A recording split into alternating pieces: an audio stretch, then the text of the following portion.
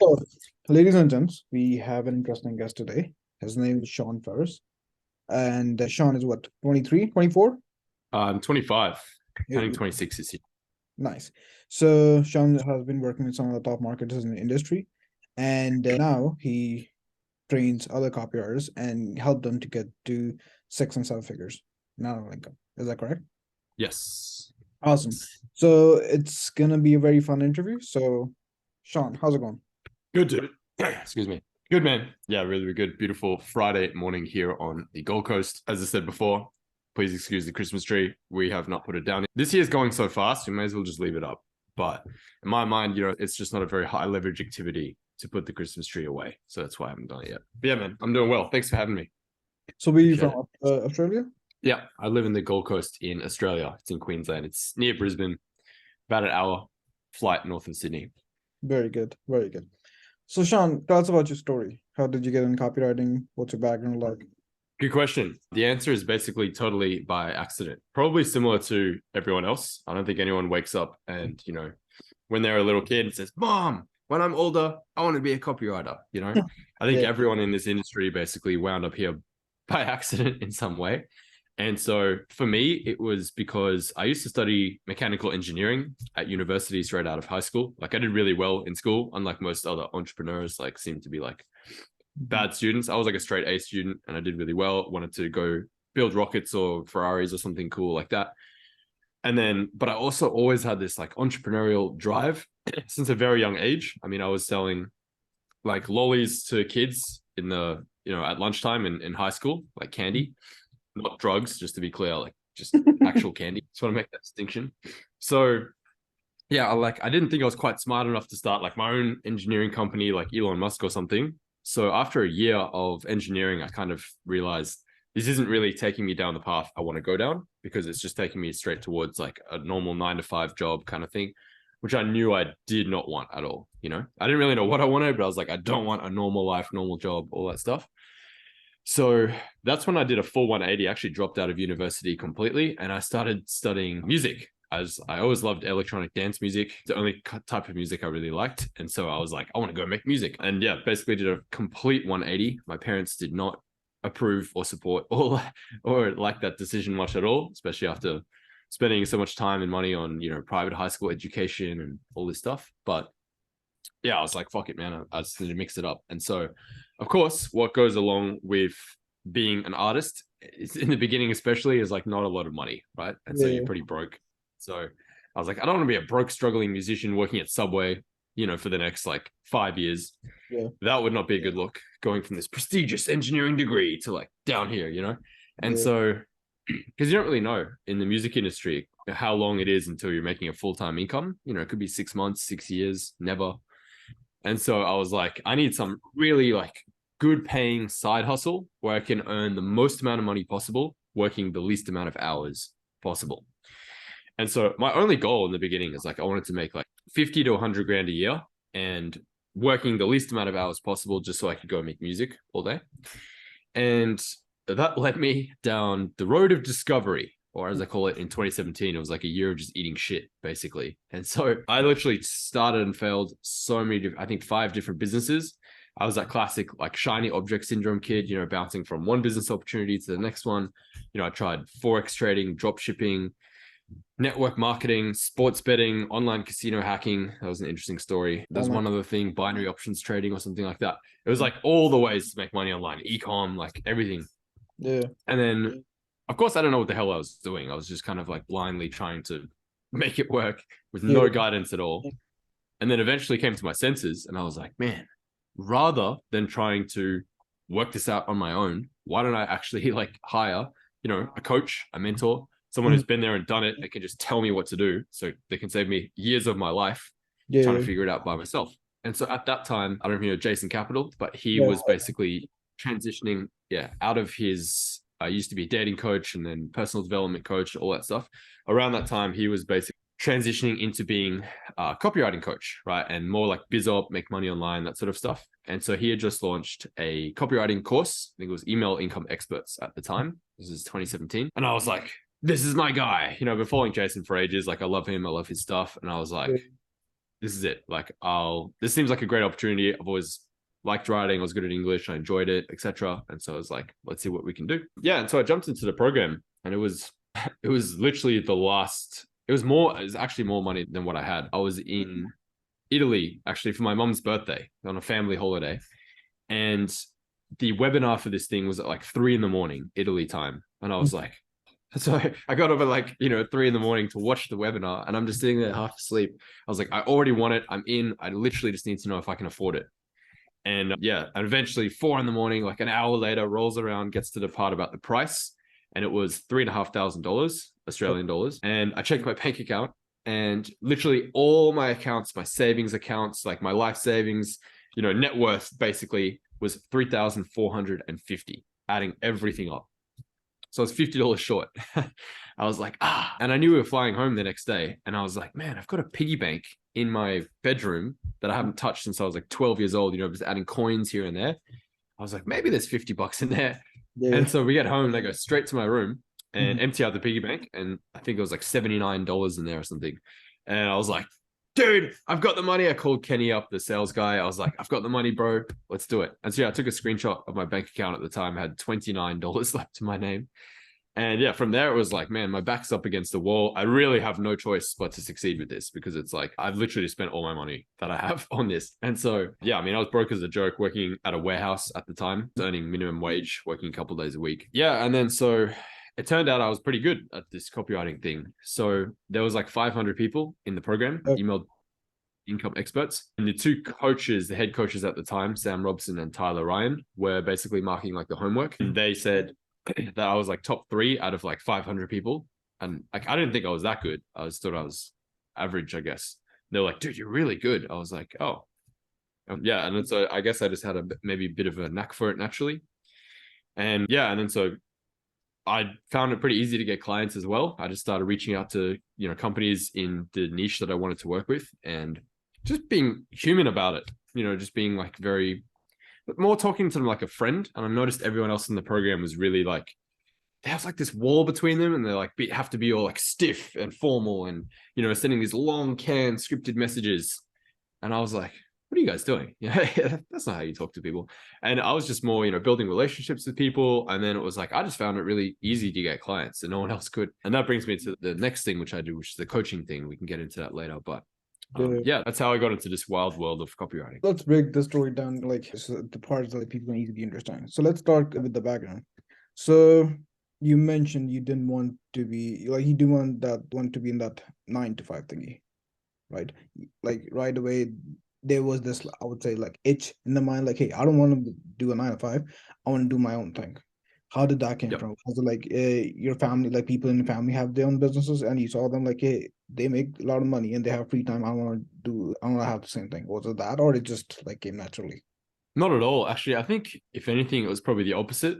I kind of looked around and I saw that my parents, my step parents, most of my friends' parents, every adult that I saw and knew, like, this is a very young age, maybe like 2 years old. I was like, they don't look very happy. Like most of these people, you know what I mean? I was like, no, I love my mom and dad and they're great people and stuff. But I was like, when it comes to work stuff, like they just seem stressed. They don't seem like they love what they do. You know what I mean? It just didn't seem like a very inspiring life to me. It's like they seem like basically controlled. They have to get up earlier than they want to go to somewhere, sit in traffic, drive to this office, do some boring, mundane work that's pretty meaningless. I mean, they're all accountants. And so it's like, not the most exciting thing either. And then, sit in traffic again, drive home. And it's like, and they didn't have much time for themselves or their family or to do anything fun, and couldn't travel. Like they seemed pretty trapped, Yes, I picked up on that at a very young age. I was like, I don't know what I want to do with my life, but it's like not what most adults do. That looks horrible. And yeah, so I've always had that. So you mentioned that you had like private school, you went to private school, you had like private education. So I'm assuming they were like, your parents were like well off financially? Private high school, yeah. I mean, I was born in Zimbabwe, believe it or not, which is the poorest country in the world, basically, at the time. And we moved to Australia when I was about 3. So we were very, like, I would say lower middle class, like when we moved here. And so really it was just a lot of hard work, a lot of saving, being financially responsible. And yeah, I guess getting promoted. And over, 15, 20 years, I say, my parents, we went from lower middle class to maybe like upper middle class. But like, yeah, they worked, they worked for it. And yeah, that's kind of how we got to that point. But yeah, we definitely weren't born rich or anything like that. If anything, we're pretty poor. Spent all our money moving to Australia, Yeah, immigrating no, here. that makes sense. So that's one part. Now, so when you mentioned that, hey, I was literally doing every possible online make money online thingy, was forex trading, drop shipping, all that kind of stuff. What made you like, because usually, so when we, you, because this is like a common story, and this is the story with me as well. So like, let's say family struggling financially or whoever it is, I look at them and say, hey, I want to support them, I want to provide for them. So that, but if like you mentioned, if you go with the traditional route as like, hey, let's say I do engineering degree, it's a 4 year degree, then I get a 9 to 5, it'll take me like, what, I don't know, like 5-10 years to get to a point where I can, like, like I'm very financially comfortable. So that gives us the point that, hey, if I want to make huge amounts of money in the quickest possible time, I need to go online, I need to make money online. What made you do that? What was your like, hey, I want, like, why were you searching for like making money online? Yeah, good question. I suppose I kind of just knew that without a set of skills, like, a degree or at least some sort of like technical skill Mm. in the, real world, quote unquote, my earning potential was pretty capped. Like there wasn't a whole lot I could do with the skills that I had at the time to earn money outside of just like pretty minimal wage, work at Kmart or work as a cashier or a waiter or something like that. I mean, I was working in a warehouse, like I said, selling coffee, packing coffee. And yeah, I was like, I don't really see any opportunity here, but I know online, and this was still relatively early days of the make money online space. But you look around and you see all these. There weren't as many like ads and ecom gurus and stuff at the time, but there's a few of them around. Kind of look around and you're like, man, there's definitely potential here. There are some people making serious money in this space. And I know that's probably my best shot at making a lot of money in controlling my work, schedule as well. And so I'm not working all the time and I have location freedom, time freedom. So I can basically work on my schedule if I find the right vehicle, the right opportunity. And yeah, that's basically how I got into that. Interesting. So you mentioned different capital. So before, let's say, watching his webinar and like buying his mentorship program, because so in my mind, the way I understand about funnels is, so usually people go for like a low ticket item. So for example, let's suppose if I was in, say, Russell Brunson's funnel, I would probably go with his book because it's a low ticket item, right? It gives me the opportunity to like understand, hey, what exactly his approach is and what this guy's all about. And then if I like his products or services, I might consider higher ticket program or something. So you mentioned you watched Jason's webinar and then you signed up for a $3,500 program. That's interesting. What made you do that? Well, I'd already been following Jason for years at that point. Like I'd bought tons of stuff from him in the past. So I was following him since kind of like maybe transitioning out of the dating days kind of stuff. So already like 3 years or so at that point. So when he was a dating coach, more so the time where he was more like that. There's 2 year sort of period where he was more like development, growth as a man, status, like all that sort of thing, body language, Yeah. sort of communication, those kind of skills. That's when I really like dived into his stuff and really started. I basically bought everything he put out. And so I was already, I already trusted him a lot. Everything I ever bought was really good. And so I had no hesitation. I was like, I know whatever this is going to be good. That's why, like I said, I was watching it. I was like, I was already ready to give him my money. It was like, I just need to know if I can literally like afford it. So, which is interesting, and correct me if I'm wrong. So, the dating program that he was selling, or the persuasion thingy, it is copy at the end of the day, right? Yeah. Because even convincing a woman to like go on a date with you or whatever, it is copy though. So can we say that, hey, when you joined the mentorship and then when you like doing the assignments or whatever, that kind of translated to your copy? Yeah, probably. I would say so. Yeah, like you said, I mean, everything is copy really. It's like all it's just like persuasive, Yeah. text or language, right? You're basically trying to persuade someone to do what's best for them, which usually involves buying something, clicking a link, clicking a button, swiping up, Yeah. literally everything from like Mhm. a sentence in an Instagram, story telling you to swipe up. It's like it's all copy. And Yes. that's translatable completely outside of business, like you said, to friends, dating, partnerships. I mean, it's like I've used like my copywriting skills to get free protein powder, free upgrades, to get out of a court case that, I mean, I was completely innocent, but I had to go to court for this thing. And I actually wrote a letter to the police. It was like 2-page PDF. I was like basically a sales letter. I was like, here's why you should drop the case. Here are 5 reasons. And I like went through it. And then I got a reply from them the next day. And they're like, okay, we're dropping the case. I was like, wow, I did not expect that to work. That was really cool. Yeah, I mean, I've used copy for so much stuff, to get a stripper to fall in love with me. Yeah, lots of stuff. Very interesting. We can just create a lead map, how to get away with murder, and using a 2-page PDF or something. That would be so much fun. Yeah, well, I mean, I didn't kill anyone. Obviously. Yeah, basically, like I lost my wallet one night when I was out, and basically the police found it, and there was some drugs in there. And I legitimately, because I was very drunk, to be honest, admit it. I actually don't know how the drugs got there, but I was missing a lot of money, and I was like, I don't know what the fuck happened, but I lost my wallet. And so because like they couldn't actually prove that they were mine, they had to go to court over it. And I was just like, here is why you should drop this case. I'll try and find the letter later. I wrote like an emotionally compelling story, mentioned some shit about my childhood. I was just going through a breakup, hard times. And then it was like logic mixed in there as well about like how it's not, the best use of police resources and stuff.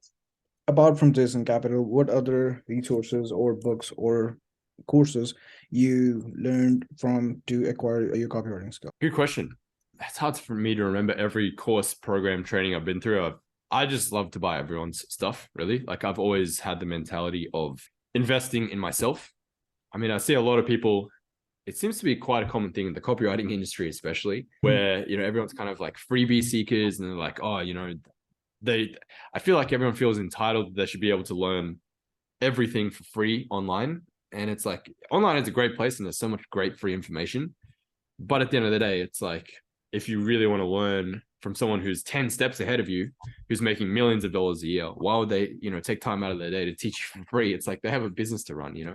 And they don't even know who you are. But yeah, I mean, I've always had the mentality of like, yeah, maybe it is a few $1,000s and it's a lot of money. And for me, it was literally more money than what I had. It was the same amount of money as what I had. And it was like, but I know that investing in him would shortcut my learning curve, probably a year, 2 years, 3 years, that it would save me to work it all out on my own. Like how long would it have taken me to work out what I learned in the program? Probably like a few years. And so I look at it that way. I see time as obviously way more valuable than money, right? And it's like, if I just do that over and over again, and if there's a skill I want, I just go and pay for it, buy it, see who has it, pay them money, learn from them. And then I have that skill. And then it's like, what's the next skill I need? And I suppose that's how I was able to hit, 7 figures by like 23, because of just time collapsing by whatever money I made, reinvest it in myself. And that's what I'd been doing literally when I was working at a cafe, when I was working in the warehouse. I was only earning $200-300 a week between the ages of like 17 and like 22. And I was investing every single thing back into myself. I would spend literally all my money on like books, courses, trainings, mentorships, that sort of stuff, when other people would be spending it on, eating out or like video games or, alcohol or something like that. And I was like, this is the best use of my money. And I just knew that from a young age. No, that's a very smart thing to do. So correct me if I'm wrong. So, but around 22-ish, you were till like 22-ish, you were working in the warehouse, right? Yeah, I think so. I quit the warehouse when I was 21. So 21 is warehouse. And when did you hit 7 figures? 23? 23, yeah. 7 figures in 2 years. That's very impressive. Yeah, I mean, I think the pandemic helped me, which is, I mean, I wouldn't wish to have another pandemic at all, but because at that time I was so what I did after the copywriting stuff, as I said before, like I found it really easy to get clients. It just came kind of naturally to me, talk to people like a human instead of like a robot. And basically there was like 500 people in this email income experts program, right? And they saw that I was getting clients because I was posting in the group. I was like, just got a new client. And everyone's sitting there like, how the fuck is this guy getting clients? No one could get a client to save their lives. And so they're reaching out to me. They're asking me, dude, what are you doing? What are you saying? Where are you reaching out to them? How are you finding these people? And, to me, like I said, I was just like, just connecting with them, being human about it, building a relationship. And then if it makes sense, hey, by the way, I can help you with some stuff. Let me take a look at your funnel, that kind of thing, So I was just helping people on the side to get clients. And I found I really enjoyed that. I really enjoyed like helping people on a more intimate setting. And then I noticed they started to get clients from the advice that I gave them. And like, that felt really cool to me. I was like, oh, wow. And The thing as well about the copywriting stuff is I was, I guess, naturally good at it, but I never really enjoyed it that much. It's like it never got me fired up or passionate to, to write email copy. But Yeah. I did really like, I got a buzz, a kick, a joy out of the coaching stuff. And so after a while, after, a few months of doing that, I was like, man, I can't keep helping all these people for free, because it's like now taking quite a lot of time out of my day. Yeah. So I was like, I'm going to have to start charging for this pretty soon.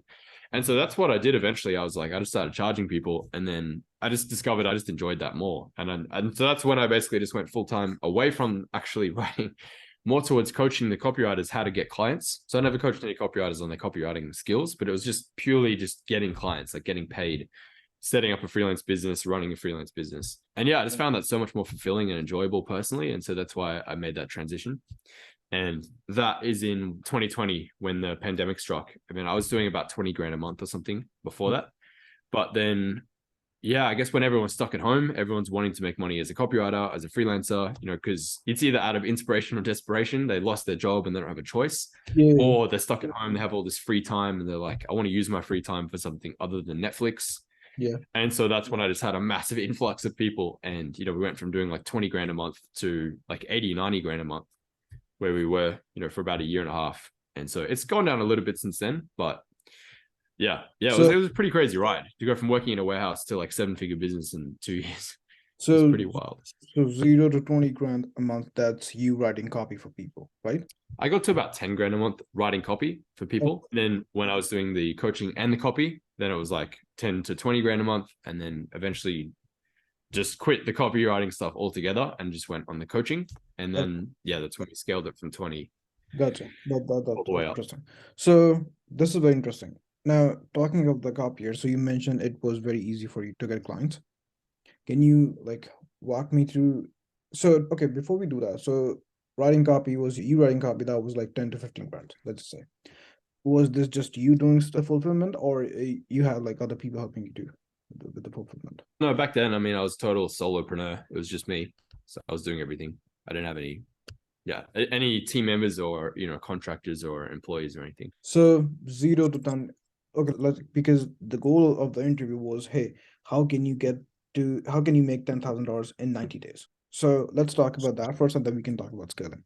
So imagine this: you have no following, no list, no nothing, no one knows you. You have so in terms of like social proof and anything, you have zero credibility. That's the frame we're looking at here. Okay. What exactly Chetan Virhia will do to get to starting from zero revenue, zero clients? What would you do today to get to $10,000 a month as soon as possible? What's your process like? Good question. Yeah, so what I would do today is different from what I did back at the time. Back at the time, I was using Instagram. Now I see a lot more opportunity on the organic side of things, probably with Facebook, especially Facebook groups.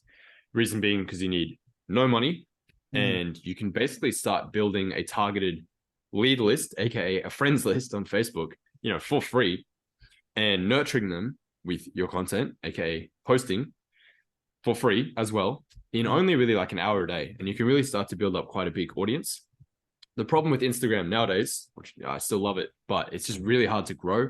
And if you have no credibility, no testimonials, no money, brand new account, it's quite an uphill battle to get higher level business coaches with millions of, dollars and followers and stuff to even see your message, let alone respond. So that's the thing about Instagram. It's very it's a clout orientated platform, but Facebook I find is much more even. Like everyone is kind of the same on Facebook, there's no followers. There are now, but it's kind of like everyone's just a person. And so, if you had Robert Downey Jr. and a fry cook, on Facebook, they're kind of the same. They just have a profile. They're just a person. But on Instagram, it would be like one's a celebrity and one's a scrub, So for Facebook, that's what I like about it if you're just getting started. So what I would do in this situation, and it's pretty much what I teach most of my clients to do now, assuming you have no money. If you do have money, you can do other cooler things. We have some really cool AI software and email automation software and stuff like that. We won't get into that yet. But yeah, so what I would do, I would jump on Facebook. I would just start going into groups. So I would find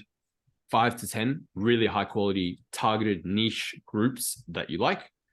Firstly, if you haven't got a niche yet, pick a niche. So for example, men's fitness coaches, or even you get even more specific than that if you want keto coaches or something like that, Sure. right? Or you could pick golf offers or something, golf stores. Just as long as you pick like some particular niche, that's a good start. From there, you want to find, like I said, 5 to 10 high quality Facebook groups for that particular niche that you've chosen, where it's basketball coaches or something. Obviously, you want to make sure the niche, they have money, it's viable, it's a niche that's growing, it's one that they're actively working with copywriters already. That's a big mistake. Like people always say, oh, you want a blue ocean. I think in this instance, you actually want a red ocean. You want to actually look, where are copywriters already making good money? What niches are they already making good money in? That's the niches you should go for. Let's not reinvent the wheel here. You're not trying to be the next billionaire finding this massive, blue ocean opportunity. A red ocean is still a fucking ocean. So it's still big enough, right? For your little 10K a month business to fit in there, like in the grand scheme of things, trillions of dollars out there in the world, 10 grand a month is nothing, right? For another business, there's plenty of room. So yeah, just look at what are the niches copywriters already making great money in, and what do you personally enjoy writing about? That does certainly help. And what do you have some experience in, ideally? And then do they have money to pay you, right? So if their business is not making money, how are they going to pay you good money, right? They can't. So, stay away from like charities and college, student businesses and that sort of stuff. Generally, it's my advice. So once you got your niche, jump into the groups. You'd want to start adding about 40 friends a day. And you need to split that up. So about 20 in the morning, 20 in the evening, and start adding friends from the groups, right? So you want to pick the people who are the most engaged first, who are liking, commenting, posting. And then you can just go through the members list of the group, take a look at their profile, see if they look like a prospect. If they do, business owner, add them. If you're in the right Facebook groups, they should be full of business owners, right? For example, if your niche is like gym owners, gyms, if you find 5 groups that are like gym owners, it should be gym owners in the group, right? There's no reason why anyone who's not a gym owner would be in the group. And so you pretty much guarantee most of them are prospects, right? And it's like Zuckerberg has just shined a giant spotlight from the heavens down, it's just highlighted to people on a silver platter. It's like, here they are, they're in this group. And so what you can do is pretty quickly, you can start to position yourself as an authority by posting in the groups. Now, there's a right way and a wrong way to do this. And you've probably seen a few people who are doing this wrong and they get booted out of the group. So of course, this is because it's become, I suppose, quite a popular tactic. A lot more people are kind of doing it now. And so people are more on the lookout for it. The admins, especially, like they know what you're doing, And so I think if you are going to do this, like you do have to provide real actual value to the group, like helpful tips, strategies, insights, things that they can actually go and implement. Like, hey, here are 10 subject lines, the top 10 subject lines that we've tested over the last year and a half that have made us the most opens, the most money. And here you go. Here's all of them, right? And so like actual valuable stuff like that, where people are going to start to read your posts and go, wow, this guy actually knows what he's talking about. And so my advice is, if you join, let's say 7 groups, it's a round number because there's 7 days in the week, post in one group on each day for 7 days. Then you also want to make one post on your personal profile as well. Basically some sort of authority post. I mean, if you want to templatize it, you could say there's 4 different types of posts you could make. Basically authority posts where you're sharing a lesson, something like I just said, right? It's like, try these split test ideas, or try this in your call to action, try wording your call to action like this instead of this, or here's how to grow your email list, or here's how to get out of promotions and into primary, something like that. Gotcha. There are connection posts, which are just you being a human. So you wouldn't post these in the groups, but on your personal profile, just personal stuff, right? Because people connect with people at the end of the day, right? And so, selfie with your dog, walking on the beach, holidays, you with your girlfriend or something like that. Just the posts that humanize you and aren't to do with business. There are proof posts. So that is, of course, going to be sharing testimonials, screenshots, results, case studies, anything like that you've got for your clients. But you don't have that. And then the third one, sorry, say again. But you don't have that. You don't. So like I said, you have 0 social proof. You can use that. Yeah. Okay. Yeah. So I'm saying in an ideal world, this is the kind of stuff you'd be posting. So even still, let's say you don't have any testimonials yet. Very simple. The first thing that I would look to do, and we'll get into this so you can start posting these in a second. And the fourth type of post is just like more of an engagement post. Be careful with this because it can come off spammy if you're posting it in groups where it's like, who's your favorite copywriter? And then you get like 100 comments. So that can be good because it, they get a lot of engagement, it gets shown to a lot of people, and it gets your name out there in the group. Just use them sparingly, because otherwise it's like, you don't want to be that guy who's just only posting that shit all the time. Yeah. So yeah, basically those are the types of posts you would be posting on your profile and in the groups. And then pretty soon, I will get to the how you build testimonials and stuff soon. But yeah, pretty soon, basically what's going to start to happen is people in the group, they're going to start to notice that you're actually providing value, and at the end, it's always a good practice. Thank the admin for putting the group together. Like, hey, I think you're doing an amazing job with this group. I love this community, something like that, right? So it's kind of like you make the admin feel good. And so, they're happy to let your post slide through. Yeah. Flattery will get you everywhere. Yeah. And then obviously, like, people are going to start to realize that you know what you're talking about. Some of them will even just reach out to you. That's happened a lot of times. But other than that, it's like jump in on their posts, help them out in the comment section as well. Like, just basically give as much value as possible. And people hear this all the time. They go, give value. But like in a very real way, like actually help people. Like maybe someone has a question they post in the group, like answer them in the comments. Like you could even take 2 minutes, film a Loom video, post a Loom video in the comments, and like a step-by-step walkthrough of how to fix whatever they're, struggling with. And pretty quickly, all these business owners are going to start to view as an authority. And so then, of course, what you don't want to do is start DMing every member in the group, like, hey, do you need help with your copywriting? Right? Because then that's how you get kicked out of the groups. So on your posts, the people who like, comment, and engage, you can reach out to them, right? So reach out to them in the DMs, say, hey, I saw you like my post, hope you got value from it. And then just connect with them personally first before you start. Like, don't just jump straight into like some pitch where it's like, hey, by the way, so I can help you double your customer base in the next 30 days. It's like, it's too soon. Like everyone wants to jump into bed straight away. It's like, you got to wine and dine them a little bit first. Like, don't just try to get in their pants on the first interaction. And so we call it the wine and dine, where basically you just connect with them on something personal first. So something related to their profile or, the city they live in, or something recent that they've posted. So you just take 30 seconds, look at their profile, and you can basically go, oh, hey, saw you were in this city last week. I've always wanted to go. How is it? Or I went there last year and this crazy thing happened. Hopefully your adventure was more smooth. You know what I mean? You just kind of like connect with them over that first. And then I always like to compliment them as well. By the way, looks like you're killing it. Keep it up. Right. And so you just establish that sort of human connection rapport first. And then at this point, if you don't have any credibility, case studies, testimonials, at that point, that's when I would basically reach out to them and say something along the lines of, hey, this isn't something that I normally do, but I noticed you're promoting this thing right now. Okay. The Big Banana Accelerator program. And I had a bit of spare time on my hands between, client work or between work or whatever you want to say. And I actually went ahead and I wrote, 3 free sample emails for you that you're free to send out to your list. They're completely yours to have, use, reuse. The only thing I ask for in return is if you're happy with how they perform after you send them out, that you just give me like a quick testimonial so I can use it to get more clients. And so you get a lot of people saying, yeah, cool, send them over. And you just say, where's the best place to send them to? Then at that point, you can actually go and write the emails after, they've agreed. So you're not wasting all your time writing these sample emails. Yeah. And the reason why I like to phrase it as I've already done it and not, hey, can I do this for you for free? Yeah. Is because when you offer stuff for free, you're like, hey, can I write some free emails for you? People get amazed, but you actually get rejected so much when you're offering stuff for free. And you'd be thinking how, like, it's a pretty irresistible offer. I'm giving you free services, right?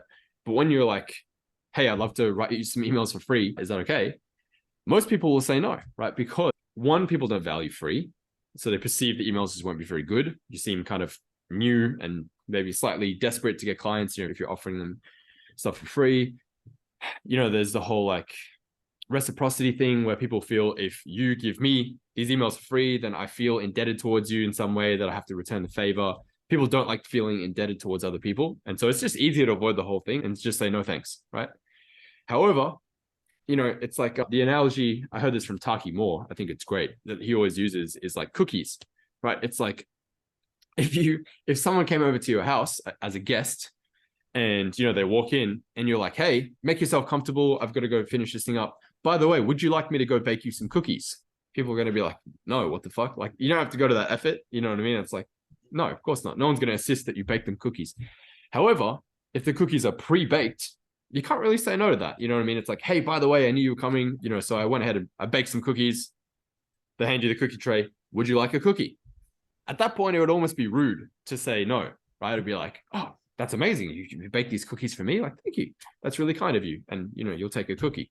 So it's kind of the same idea, right? Where you're like, hey, I already went ahead and wrote these emails for you. I had some spare time. I noticed you promoting this offer. I'm very familiar in the banana space, banana industry. And so, here they are. Where's the best place to send them? Right. And you'll get, most people will be like, oh, wow, thank you. Here's my email. Right. And then from there, assuming your copy is good, there's no way around it. If your copy is shit, you're just not going to get clients. You need to work on that first. And so, yeah, if the emails are good, the copy is good, then really the emphasis from there is just getting them to send the emails out.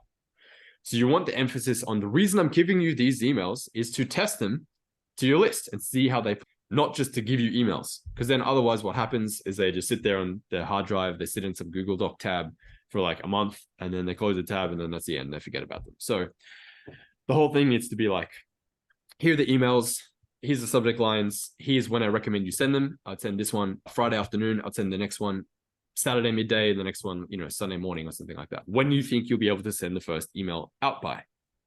And they say Friday. Cool. So that means if we're sending one every day, you should be done by what, Monday? They go, yeah. I go, cool. So why don't we check back in on Tuesday and see how they've performed?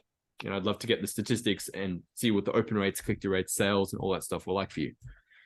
And so you actually kind of hold them more accountable to actually sending the emails out, as opposed to just like, hey, here's some emails, good luck, bye, And so that way they actually send them out. And then I always, if possible, see if you can schedule a follow-up review call where basically you review the results of the email. You position the call as being valuable, very important, because otherwise, if you're like, hey, you want to jump on a strategy session with me? No, they don't.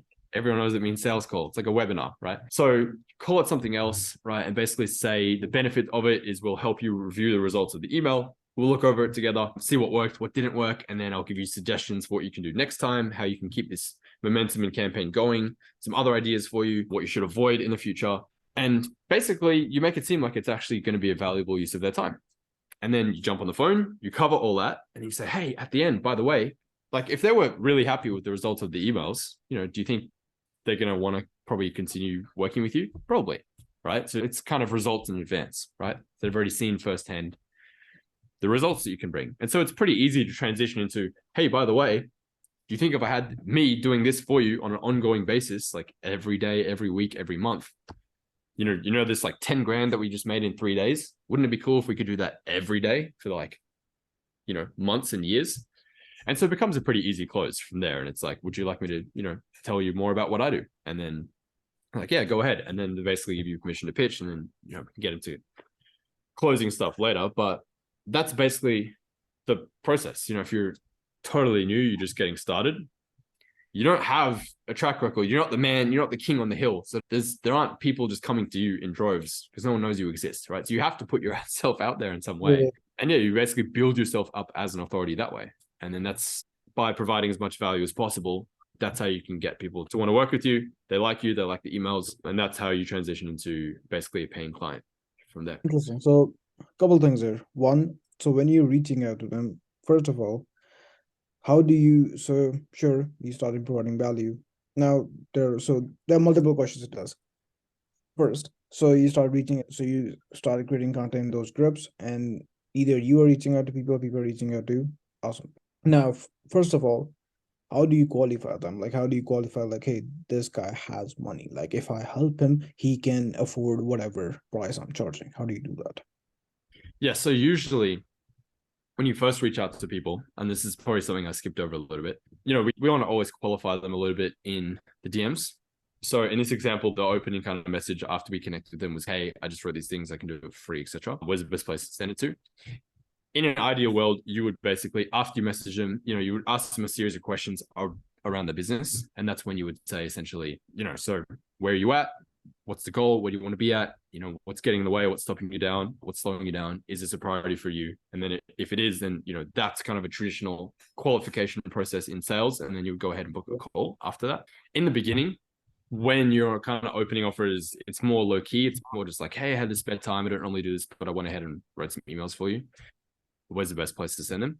That's when you kind of just have to take your best guess. And because there's too much friction, I suppose, in the very beginning, if you're asking all these qualifying questions, it's like, who's this random ass person just asking me like how much, email revenue I'm making, like all this stuff. Yeah. And so you basically just kind of have to conclude, and you can get a pretty good sense. Like if you look at someone's social media, you Google them, you look at their funnel, you can pretty easily tell if they know what they're doing or not. Like, you know, you go to Facebook ad library, you see the ads they're running, you go through their entire funnel. You can kind of know, all right, this person is like, they're running ads. Cool. That means obviously they have money to spend ads.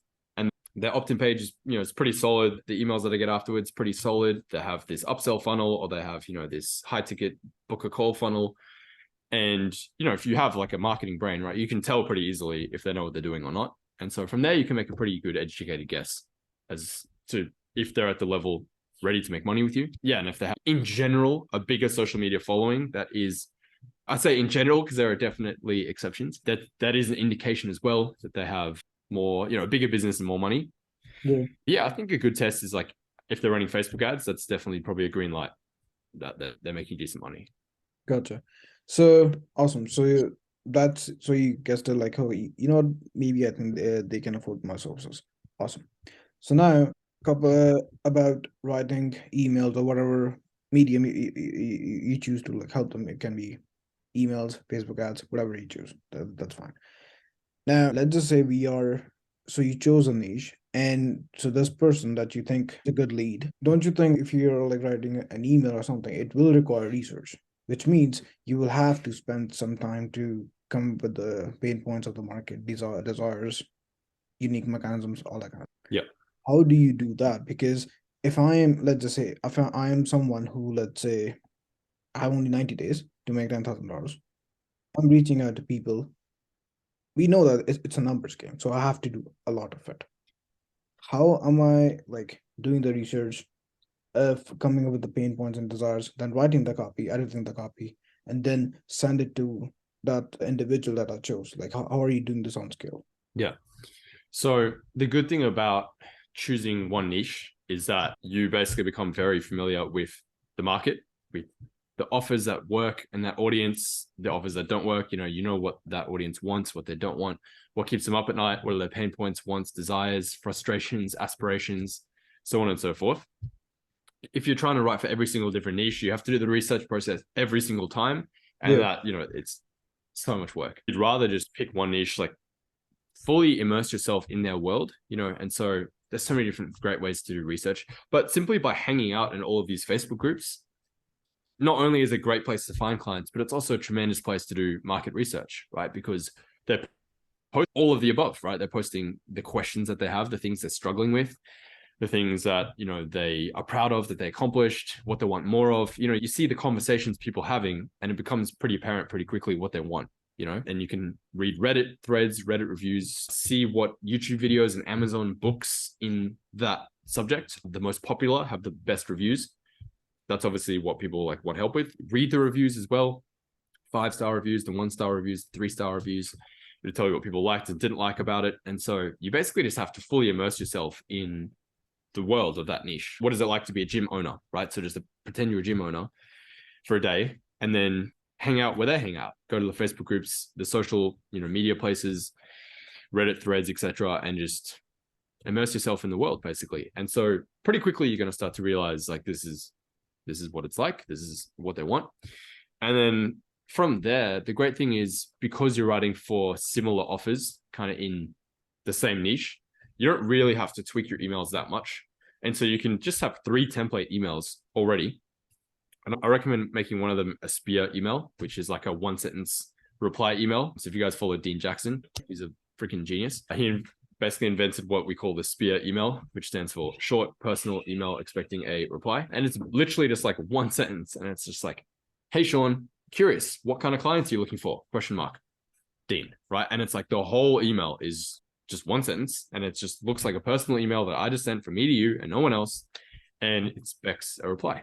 And so those are really good for so many things. I mean, they're good for starting conversations. If you're selling high ticket, you know, generating new leads, new conversations, new sales. They're great for doing market research. Like, hey, I sent this one yesterday, actually. Literally, it was like, hey, I think I was like about to hop on a plane because it's scheduled for tomorrow. I'm flying to Bali tomorrow. So tomorrow morning, the email will go out. It'll be like, hey, just about to aboard the plane. I'm looking to make some more YouTube videos for you this week. Just curious, what topics do you want me to cover? Like, what's your number one question about getting more high paying clients as a copywriter? Hit reply, let me know. I'd appreciate it so much. Thank you, Sean.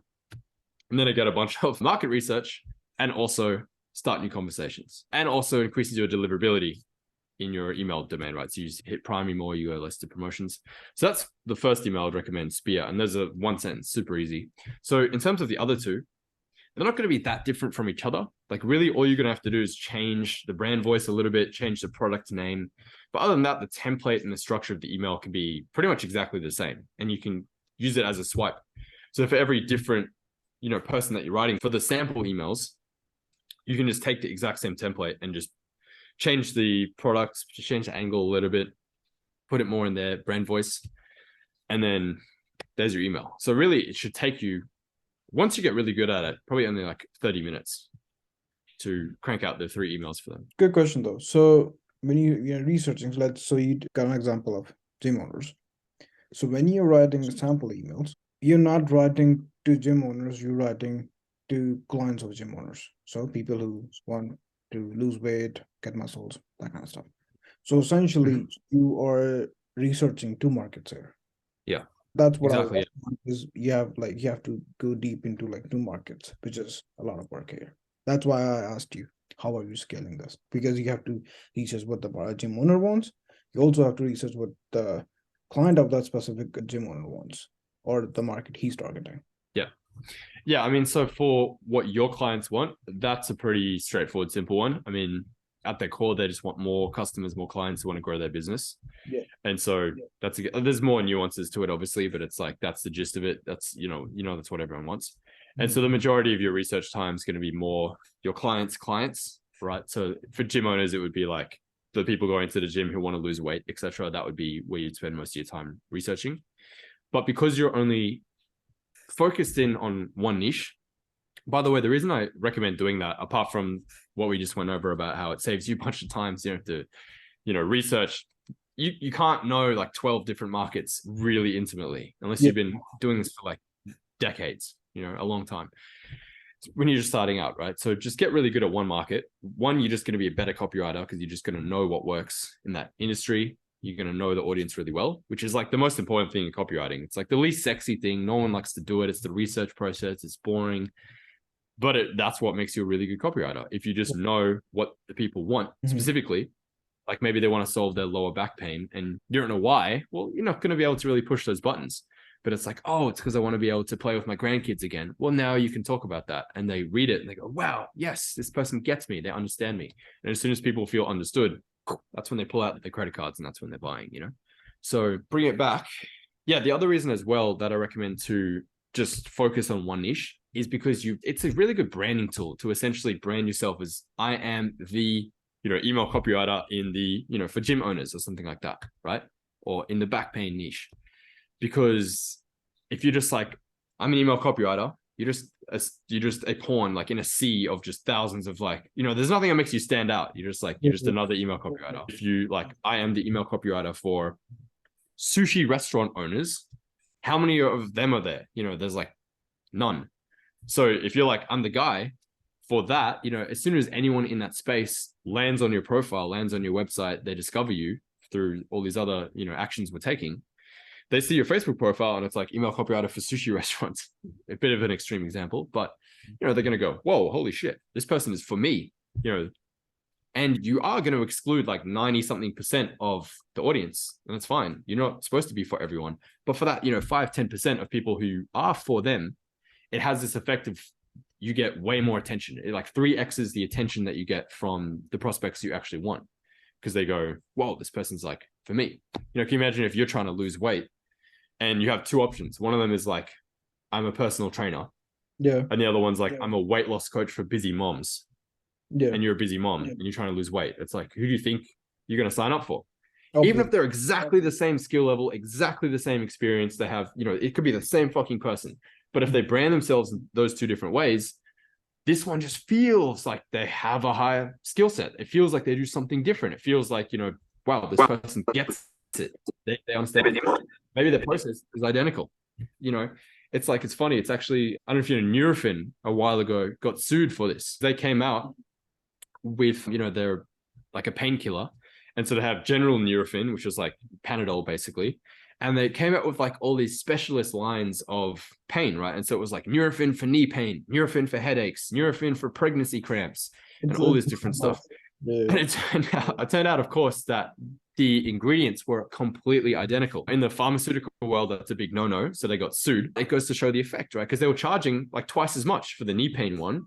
Because if you have knee pain, you're like general Nurofen or Nurofen for knee pain. Yeah. It's exactly the same stuff. But people will go, whoa, dude, the knee pain one, that's for me. That's solving my problem. And that's another reason why I recommend you really hone in on one niche. Awesome. So you identified so you research the market, now you know what the pain points are, everything. You wrote emails for that specifically. You're like, okay, here's my sample email, and here you go. Now, what I think, so the hard part is, how do you convince them to send that email sequence to his list? Because if is an established business, let's just say he's an email list of, let's just say 10, 20,000 subscribers on his email list. Now that email list is very valuable to him. That's his business, the list is business, right? How would you convince that individual to send your email sequence to his list? Because he can say, hey, I don't know you. You have no credibility here. I don't even know who you are. Why should I send your email sequence to my email list? Why should I trust you? Yeah, that's a good question. And there's, a variety of different ways to build that trust. If that is a problem, something that you can do to kind of lubricate the process before you make the offer of, I'll write the sample emails for you, is essentially you can film a Loom video for them. And there's two ways you could go about it. You can either get hyper specific on one thing, or you could basically machine gun a bunch of little different tips. So for example, firstly, sign up for the email list. That's something you should always do at the start, because then that gives you ammunition of stuff to talk about, right? So sign up with a swipe email. Very important. You don't want to flood your inbox to everyone's email list you want to work with. And then what's going to happen is you're going to start to get their emails, right? And then now you have things to talk about. So you can reach out and you can say, hey, by the way, I noticed I signed up and, I only got one welcome email instead of like a whole welcome sequence. It looks like you're only sending like once a week. Like, I'm just curious, like, is there a reason for that? Is there a reason you're not sending, daily or every second day, like every other big name in your space, right? And then so it's something to talk about. It's ammunition. Or fire up Loom, go over a recent email of theirs and you can say, hey, by the way, I love this email. I love the intro of it. There's just a couple of things here that I think if we tweak them, you could really squeeze so much more juice out of this email. And then for future emails as well, right? And maybe it's like the wording around their call to action, or even stuff around the email. Maybe the email's perfect, but then it takes them to a sales page that like sucks, And so it's like, hey, by the way, I think this is, not congruent, the offer in the email versus like the page it takes them to. I think, you need to keep the congruency going with the same angle because it's too different and confusing. There's so many different things you could talk about. That's where it really comes down to demonstrating your expertise. And the first step of this whole funnel was basically you are demonstrating your expertise in these groups. And I think really that's anyone who's an authority in any space, that is how they build such a following and become trusted, right? You look at people like Alan Sultanich, right? Like Hormozi. People basically revere these guys and they look up to them because of the free value they provide in public. You read their posts and their YouTube videos and stuff like that, and you go, holy shit, this guy's smart. Like, this guy knows what he's talking about. And you have that assumption. And then from there on, it's like, you're very trusting of them. It's like, if you wanted to write emails, send them to my list, I'd be like, go for it. You know what you're doing clearly. And so that in that way, because you're demonstrating your value up front in the beginning and you know what you're talking about and you're giving them these insightful, actionable tips, you shouldn't be experiencing as much resistance, as much pushback. You shouldn't be experiencing all these objections, like how long you've been doing this for, how much experience do you have, all those niggly little like questions that you get if they're under the assumption that you know what you're talking about because of the posts that you've been making. And even, if you want to go the extra step and send them like a personalized Loom video and with custom advice, that stuff goes a long way to building yourself as that authority. So you shouldn't really have those problems if you do it right. So on that, so when you are criticizing their emails or criticizing their ads, so it's safe to say that we don't know their numbers. Like, we have no idea what kind of numbers that ad or that email is generating, right? So let's say I sign up on the email list and start looking at the emails and that kind of stuff. And then I make a Loom video criticizing that, hey, you're doing this wrong. If you do this, would make you more money, whatever. Let's just say I copy critique them. Now, I send the video to this guy, and this guy's like, dude, this is actually by control. Like, this email has made me the most money. How do you respond to that? Yeah, that's a good one.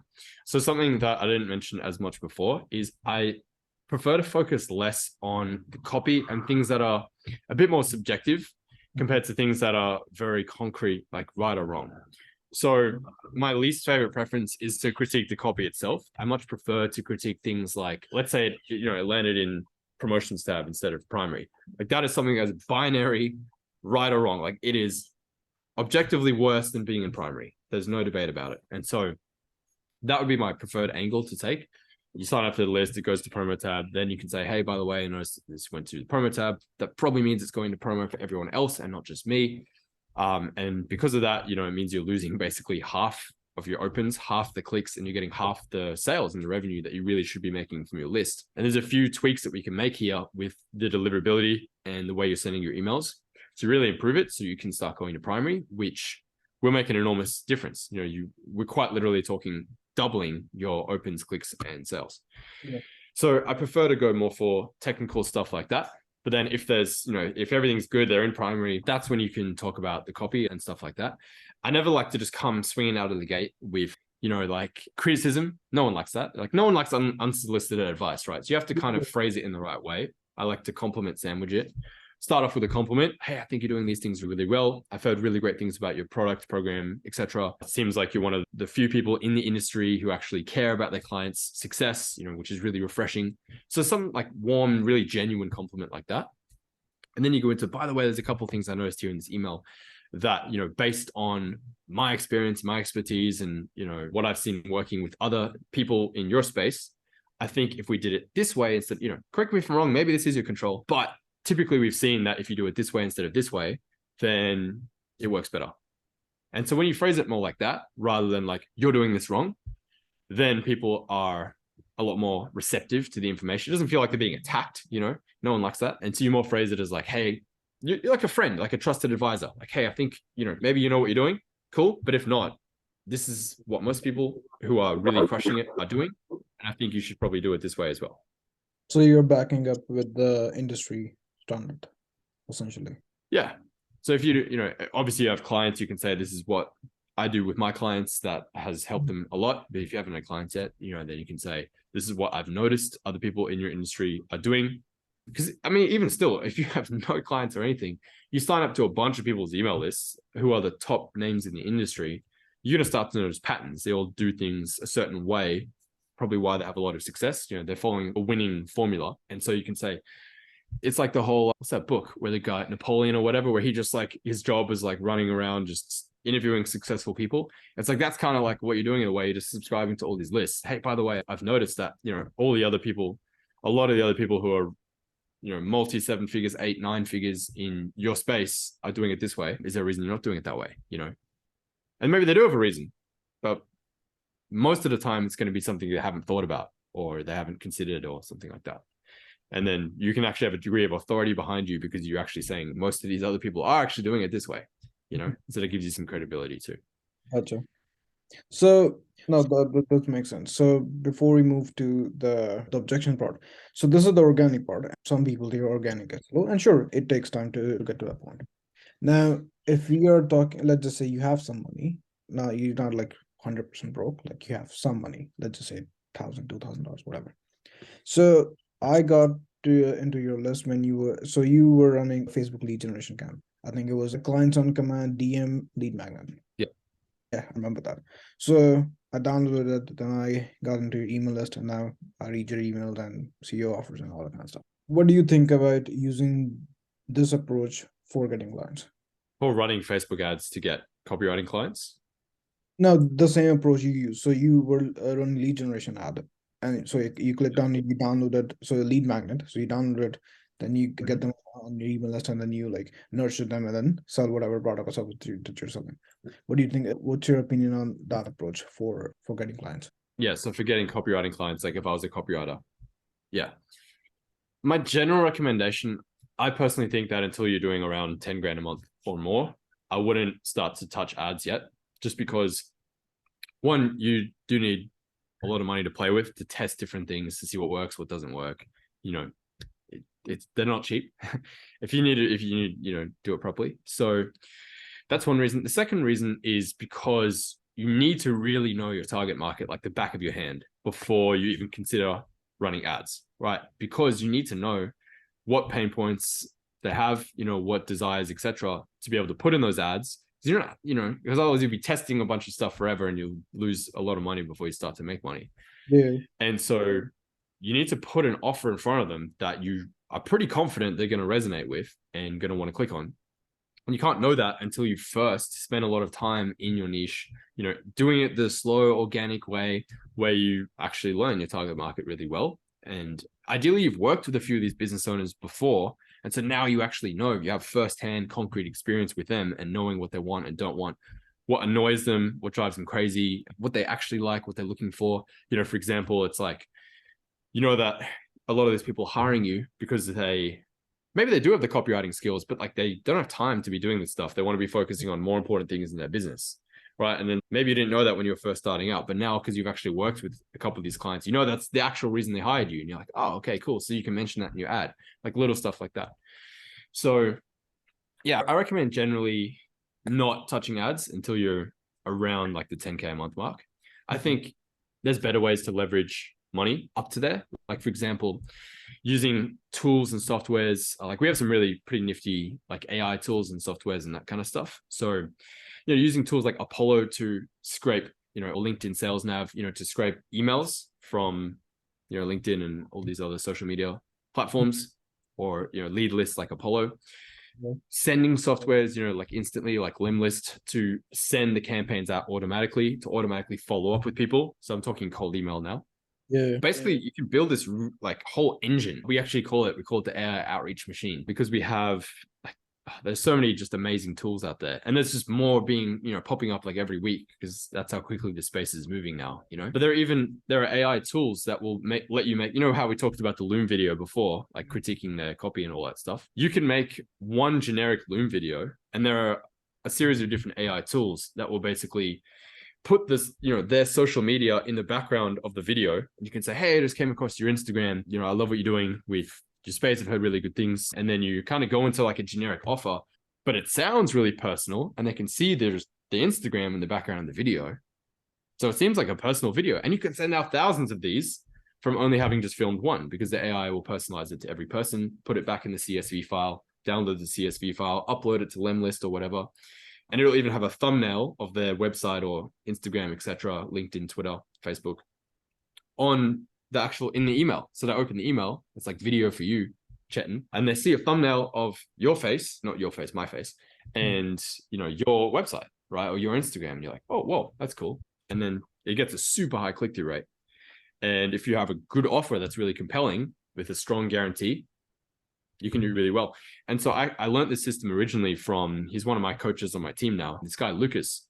And he was one of my students like 2 years ago. He got so good at cold outreach that he literally got hired by Uber and other Fortune 500 companies to basically be like a corporate headhunter for them, and to go and just bring them new business through cold emails, and to also like go and poach CEOs and stuff from other companies, to basically contact people who are just really hard to get a hold of. That was Lucas's whole job.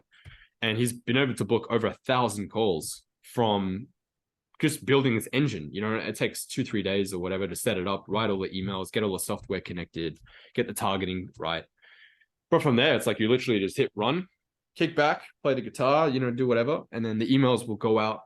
They'll automatically book calls for you basically while you're sleeping. If it doesn't get a reply, it'll follow up. And so through a crafty combination of a lot of these software, and then there's even AI software that will write a customized, personalized first line for each person, which it gets crazy. Like it'll scan LinkedIn for all the information about you on the internet, and it'll say, hey, Chetan, just saw you were featured in, Men's Health magazine for your contribution towards, men's mental health. That's really cool. Way to go. Like, big accomplishment. And then it will get into the rest of the email. And like the AI will write that first part, because that's the time consuming part about cold outreach and cold emailing and stuff. You can leverage AI to do a lot of that now, which is really cool. It's really exciting. It's like a whole new chapter that we're entering now. Yeah. Okay. So either you use paid methods or organic method, that's mine. So sure, you got them on the call. Now let's talk about handling objections. Yeah, So, let's do it. so usually the first objection, sure, I liked your email or whatever. I'm just not sure because you haven't worked in this industry before. You don't have a track record. I don't feel comfortable working with you. How do you handle that? Yeah, so is this when it's time to kind of transition into paying client? Yeah. So no, so they liked your stuff or whatever, or maybe you did write the email, they just want to get on a call with you. So now they are on the call with you, and now so you explain whatever your USP is, whatever. Now it's you tell them that, hey, I'm gonna charge you, let's just say $500 per email, and I'll write say 30 emails for you, so that's 1,500 or 2,000 or 2,500, whatever price that you think you care.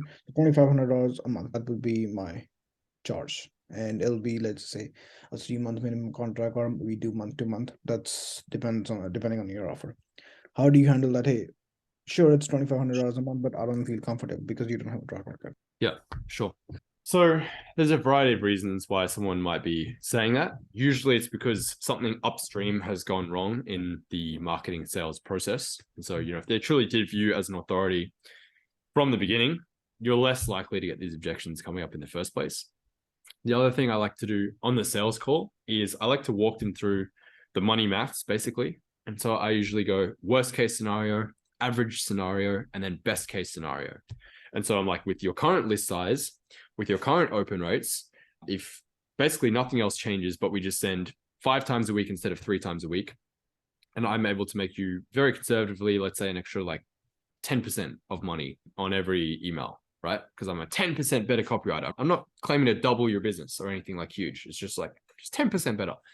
Yeah. Then it's like already, because we're sending more emails, we're doing these like all these little tweaks, we're likely to make you, let's say, an extra $20,000 a month or something. And then, so that's kind of like worst case, right? Or maybe 10,000 or 5,000. And then average case, you basically take each of those things and you bump it up slightly.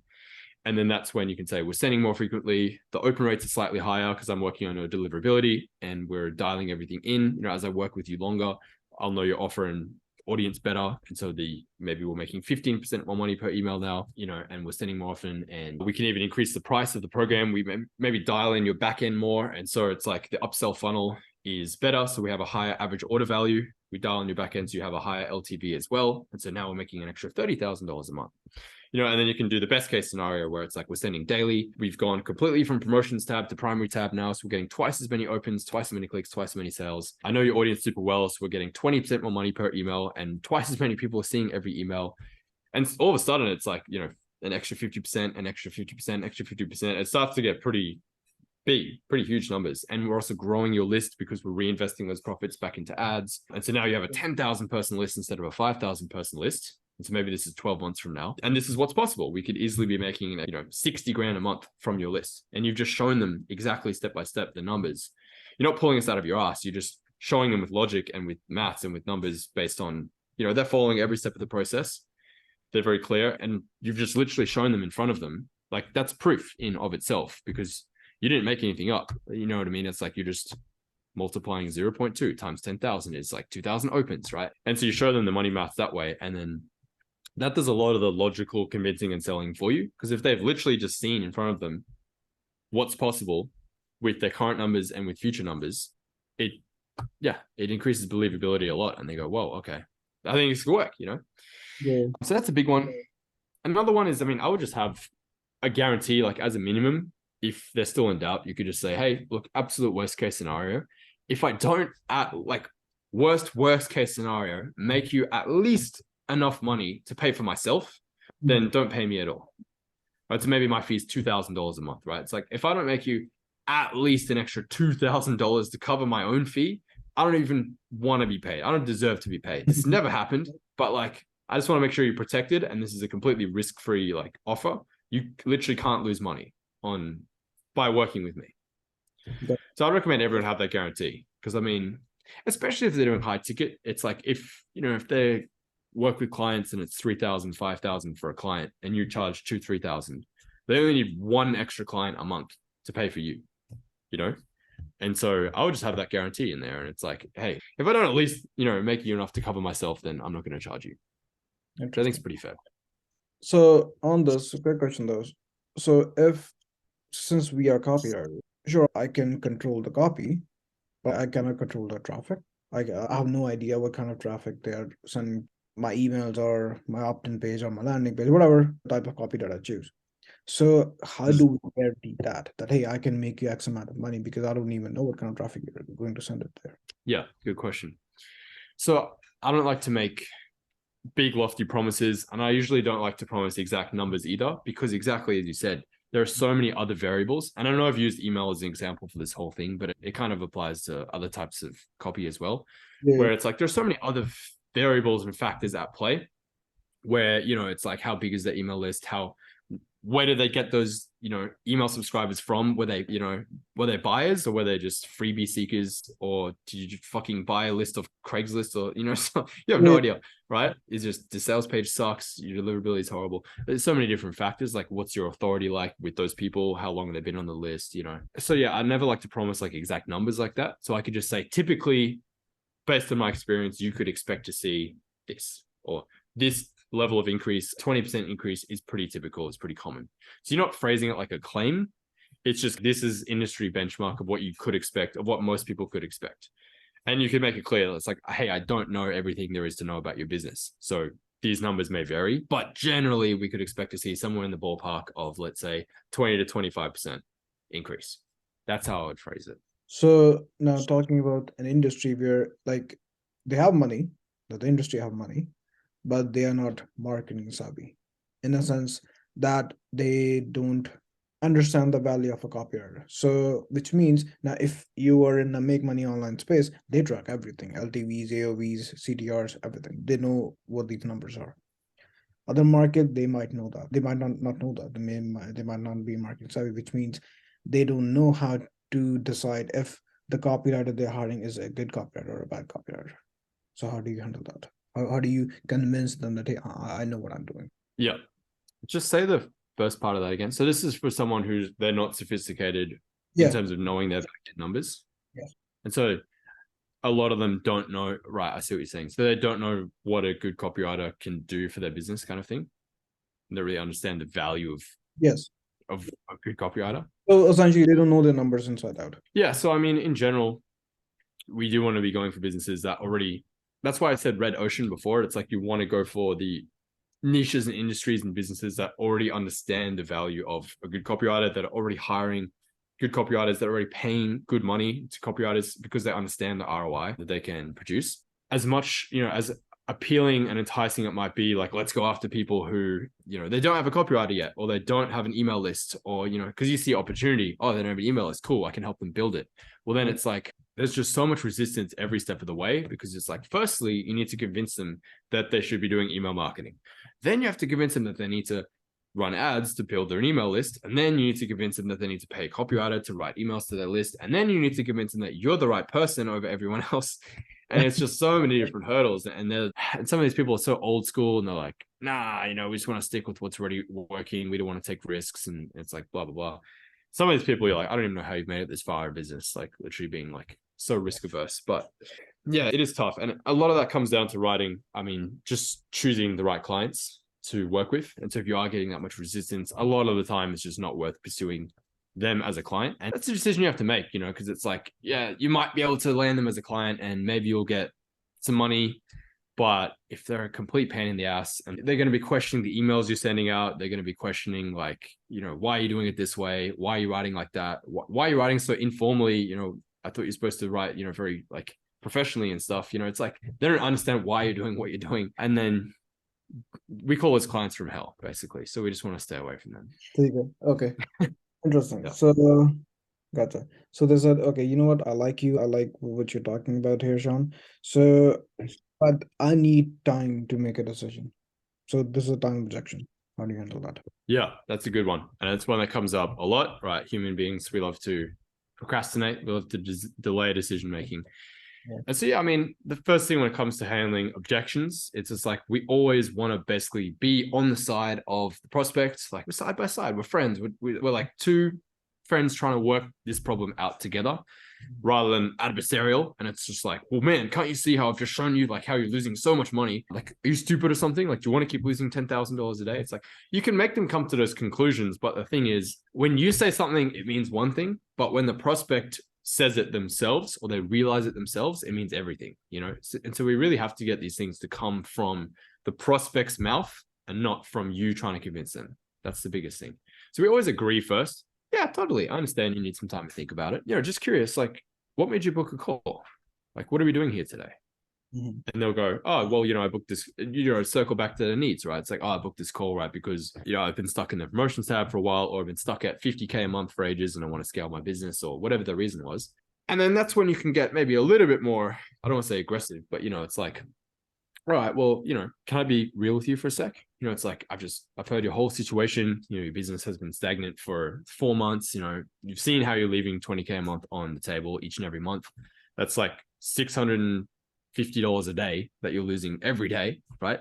My rate is just a tenth of that, of what we've just shown that you can make, so I can't jump off the call, and let you continue bleeding 20K a month when I can solve it for you starting literally right now for just 2K a month, so what are we doing here? And you can get a little bit more bullish, I suppose, like that. But because you agree first, and then it's like you're on their side, and it's like really you're just trying to help them to come to a decision that's best for them. And maybe that decision isn't to work with you, but if you've just shown them the maths, like they kind of know it's silly. The thing with objections is like it's always a smoke screen usually for something else, right? So if someone says it's too expensive, I can't afford it, what's your experience? I don't have time, I need to talk to my wife, whatever the hell it is. Yeah. It's usually a smokescreen for something else. Usually they're just throwing off some excuse. And it's your job as a closer to get to the core root of what the real objection is here. It's like they're saying this on the surface, oh, I need to go talk to my business partner or whatever. But it's like there's another reason that they're not sharing yet. And it's up to you to break through that and get to the real objection.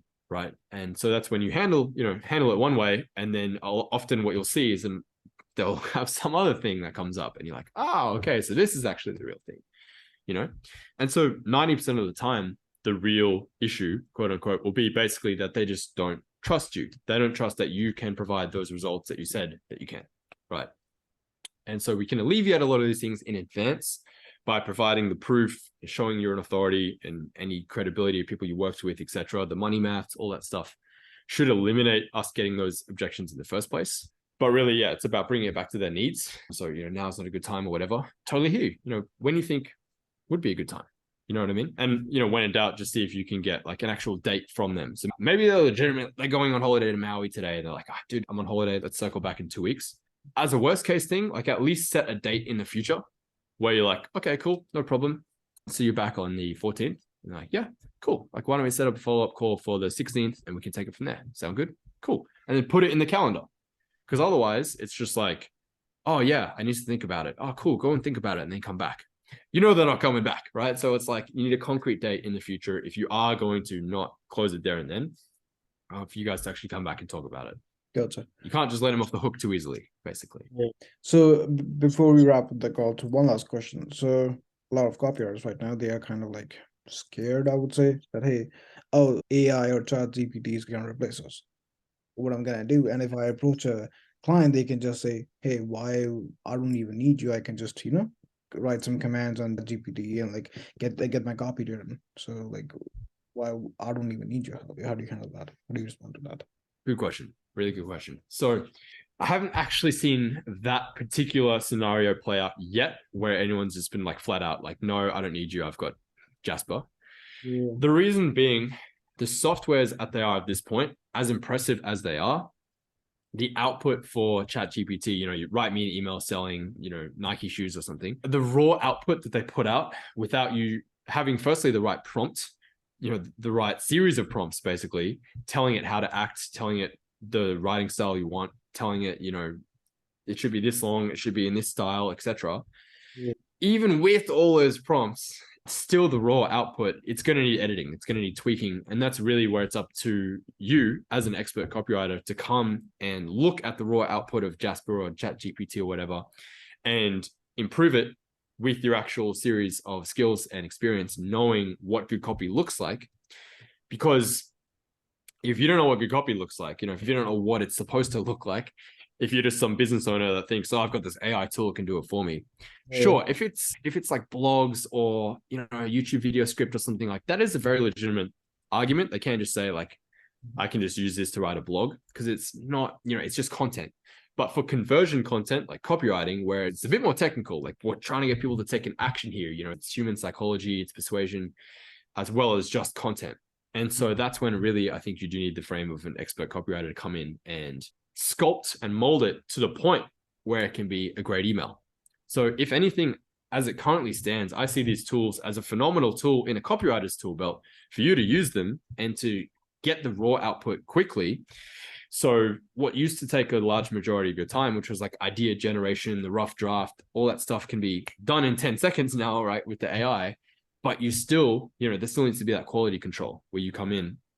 And I think Hormozy's talked about this a lot as well, where it's like, I think the majority of time now, if we can 5 or 10x our output, will basically be quality control instead of idea generation as the tools currently stand. Because you have to remember as well, a big reason why business owners are hiring you, as we talked about before, is to save time, right? Yes. So maybe they are a really good copywriter as well. They have the skills, but it's like they don't want to sit there in front of Chat GPT, prompting it, refining it. Because at that point, they may as well just written the damn email themselves. Like they're hiring you to get that shit off their plate. Like, hey, go and handle my emails for me, please. Deliverability stuff, make sure they're going to primary, they're doing what they're supposed to do, they're making me sales, so I can go and focus on improving my product in big vision, big picture stuff, managing my team. And so that's as it currently stands. And I think it'll be like that for around the next year or so. I'm not a magician. I can't predict the future. It's not this version of Chat GPT that scares me. It's, it's version like 10, right? Where it's like, I do think we will get to a point eventually. This is where it starts to get scary, right? Because it's like maybe 5 years from now, 3 years, maybe even 2 years from now, we'll get to a point where it's like, I want a book about how to grow, a banana farm, spit it out. And it will go write you a 50,000 page book. And then you say, cool, write me a sales funnel for the book, write you a sales funnel, write me the Facebook ads for the book, write me the emails for the book. And it'll just, bam, in a span of, a few minutes, you're now a published author with a full sales funnel, like something that would have taken months to do before could be instant. So that's the point where, if we do get to that point, that kind of scares me about, if there's just so much sheer volume of content being pumped out there, then how does one person rise above, stand above other people? We're seeing the same thing with music creation AI, where AI is now able to make instrumentals of music. And it's not long before I think we'll be able to type in, make me a pop song like Ava Max, like Taylor Swift, and it will just pump out a full song that's done, mastered, mixed, vocals in there of some non-existent singer.